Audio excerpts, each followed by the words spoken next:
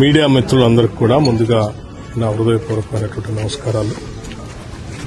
ఈరోజు రాష్ట్ర వ్యాప్తంగా జరుగుతున్నటువంటి మున్సిపాలిటీ ఎన్నికలకు సంబంధించి ఇది ఒక ప్రజాస్వామ్య పండుగ. విఘ్నులైనటువంటి తెలంగాణ ఓటర్ మహాశయులందరూ కూడా నేను ఒకటే విజ్ఞప్తి చేస్తా ఉన్నాను. ఈరోజు తెలంగాణ రాష్ట్రంలో ప్రజాప్రభుత్వం ఏర్పడిన తర్వాత పట్టణ ప్రాంతాల్లో తీసుకొస్తున్నటువంటి అనేక రకాలైనటువంటి మౌలిక వసతుల అభివృద్ధిని దృష్టిలో పెట్టుకుని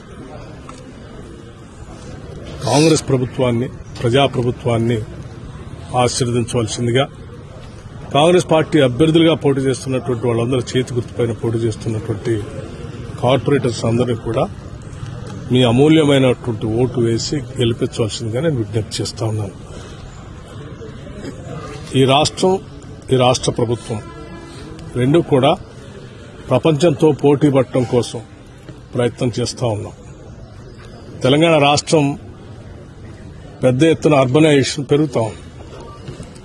గ్రామీణ ప్రాంతాల నుంచి పట్టణ ప్రాంతంలోకి రూపాంతరం చెందుతా ఉంది పెద్ద ఎత్తున.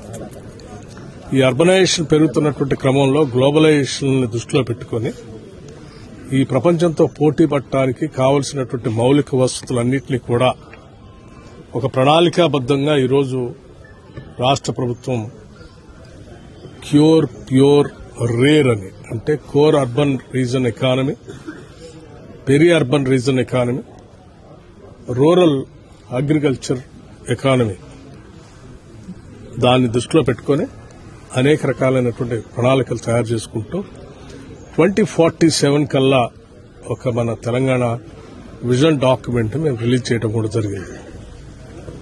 2047 కల్లా $3 ట్రిలియన్ ఎకానమీతో తెలంగాణ రాష్ట్రం ప్రపంచంతో పోటీ పడటమే కాకుండా ప్రపంచంలోనే ఉన్నటువంటి బాగా అభివృద్ది చెందిన దేశాలతో పోటీపడే స్థాయిలో ఈరోజు మనం ప్రణాళికబద్దంగా ముందుకు పోతా ఉన్నాం. ఈ అభివృద్దిని, ప్రణాళికని పూర్తి స్థాయిలో ముందుకు తీసుకొని పోవడం కోసం దయచేసి విఘ్నులైన ఓటర్లందరూ కూడా ఈ ప్రభుత్వాన్ని ఆశీర్వదించి అర్బన్ సెంటర్స్ లో, మున్సిపాలిటీస్ అన్నింటిలో కూడా పెద్ద ఎత్తున కాంగ్రెస్ బోర్డు ఏర్పడేటట్టుగా గెలిపించి పంపించవలసిందిగా కూడా మీ అందరికీ నేను విజ్ఞప్తి చేస్తా ఉన్నాను. రాష్ట్ర ముఖ్యమంత్రి శ్రీ రేవంత్ రెడ్డి గారు, కేబినెట్ సహచరులు అందరూ కూడా ఈరోజు రాష్ట్ర అభివృద్ది కోసం ప్రణాళికాబద్దంగా ముందుకు పోతా ఉన్నారు. ఓ పక్కన పరిశ్రమలు, ఇంకో పక్కన విద్య, ఇంకో పక్కన వైద్యం, ఇంకో పక్కన ఇన్ఫ్రాస్ట్రక్చర్. ఈ నాలుగిటి మేలు కలిగితో అర్బనైజేషన్ ని మనం సమర్థవంతంగా ఇప్పటి నుంచి ఆలోచనాబద్దంగా ప్రణాళిక తయారు చేసుకోకపోతే భవిష్యత్తులో చాలా ఇబ్బంది పడతాం. ఉదాహరణకి ఎయిర్ పొల్యూషన్ ఇండెక్స్ తీసుకుంటే ఢిల్లీ లాంటి మహానగరాల్లో, ఢిల్లీ, బాంబే, కలకత్తా, బెంగళూరు, చెన్నై లాంటి మహానగరాల్లో ఈ ఎయిర్ పొల్యూషన్ ఇండెక్స్ 100 పైన దాటి చాలా ప్రమాదకరంగా మారుతుంది. కొన్ని చోట్ల అయితే 250 కూడా దాటింది. సో అటువంటి ఎయిర్ పొల్యూషన్ ఇండెక్స్ తో ప్రమాదకరంగా ఆరోగ్య పరిస్థితుల్లో అర్బనైజేషన్ పెరుగుతా ఉన్నాయి. దీన్ని దృష్టిలో పెట్టుకుని కూడా కాంగ్రెస్ ప్రభుత్వం ఈరోజు ఈ ఎయిర్ పొల్యూషన్ తగ్గించడం కోసం కూడా అనేక రకాలైన ప్రణాళికలు తయారు చేసుకుని ముందుకు పోతా ఉన్నాం. చాలా చోట్ల పొల్యూషన్ తగ్గించడానికి బ్యాటరీతో నడిచేటువంటి వాహనాలని ప్రోత్సహించడానికి రాష్ట్ర ప్రభుత్వం ఆదాయం కోల్పోతున్నప్పుడు కూడా రిజిస్ట్రేషన్ లో చాలా రాయితీలు ఇచ్చి, సబ్సిడీలు ఇచ్చి ఈ బ్యాటరీ బేస్డ్ వెహికల్స్ కొనడానికి ప్రయత్నం చేస్తా ఉన్నాం. పూర్తిగా దాన్ని ప్రోత్సహిస్తా ఉన్నాం.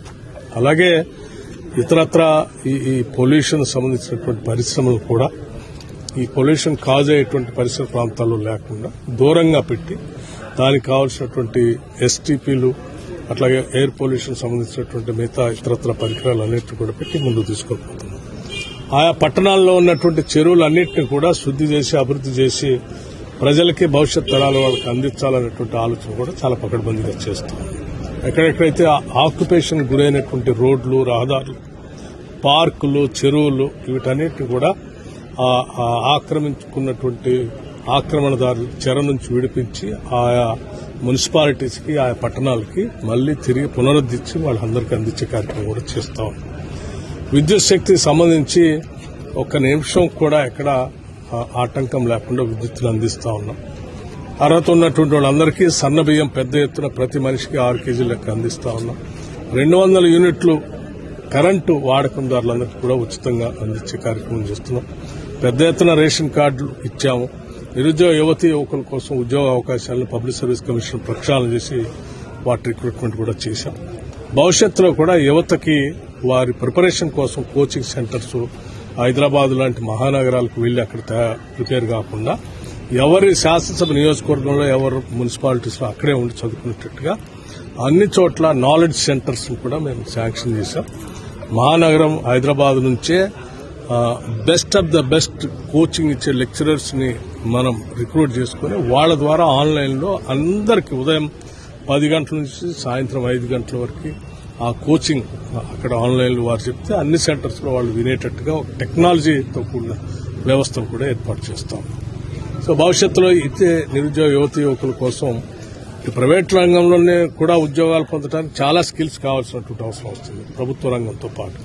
ఆ స్కిల్స్ అన్నింటినీ డెవలప్ చేయడం కోసం అడ్వాన్స్ టెక్నాలజీ సెంటర్స్ అని ప్రతి శాసనసభ నియోజకవర్గంలో నిరుద్యోగ యువత కోసం ఇప్పటికే శాంక్షన్ చేశాం. అన్ని చోట్ల టెండర్ బిల్స్ నడుస్తా ఉన్నాయి. విద్యార్థులు చదువుకోవడానికి కావాల్సిన ఇంటర్నేషనల్ స్టాండర్డ్స్ లో young India integrated residential schools అని ఒక్కొక్క స్కూల్ 25 ఎకరాల క్యాంపస్ లో 200 కోట్ల రూపాయలతో వెచ్చించి ప్రతి శాసనసభ నియోజకవర్గంలో భవిష్యత్ తరాలకి అందించడం కోసం ప్రయత్నం చేస్తున్నాం. వీటన్నిటిలో దృష్టిలో పెట్టుకుని ఇళ్లు లేని పేదవాళ్లకి 5 లక్షల రూపాయలతో ఇందిరమ్మ ఇళ్లు, ఇలా అనేక రకాలైన సంక్షేమ కార్యక్రమాలు, infrastructure, industrial development, health, education వీటన్నిటినీ మనం ప్రపంచంలో అభివృద్ధి చెందిన నగరాల్లో ఉన్న వసతులన్నింటినీ తీసుకొచ్చి చేసే ఏర్పాటు చేస్తున్నాం. దయచేసి పెద్ద ఎత్తున కాంగ్రెస్ పార్టీ అభ్యర్థుల్ని మీ అమూల్యమైనటువంటి ఓటుతో గెలిపించవలసిందిగా ప్రార్థిస్తా ఉన్నాను. నమస్కారం.